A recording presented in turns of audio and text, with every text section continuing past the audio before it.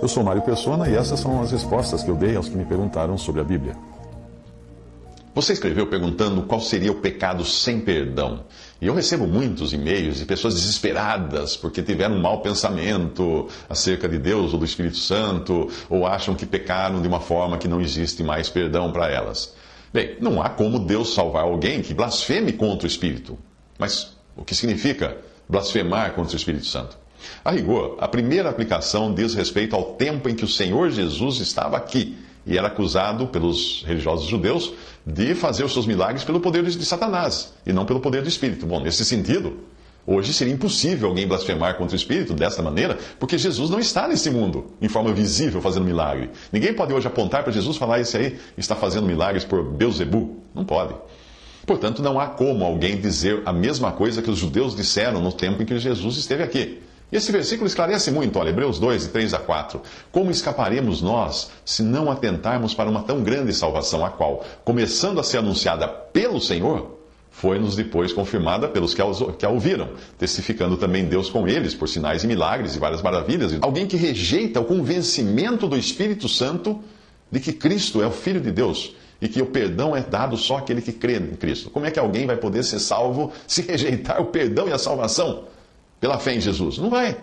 Aquele que não se deixa convencer pelo Espírito Santo e para crer em Jesus, está, de certa forma, também blasfemando contra o Espírito, rejeitando ele.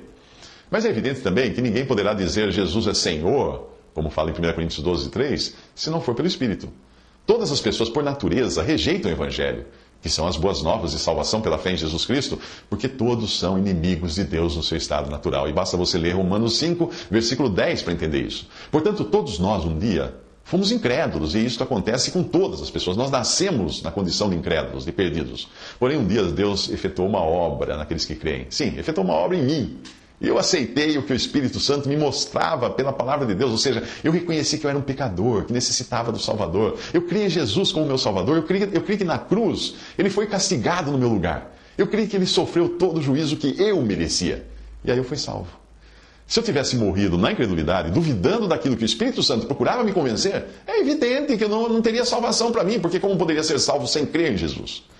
Mas enquanto nós estamos vivos, ainda existe uma chance.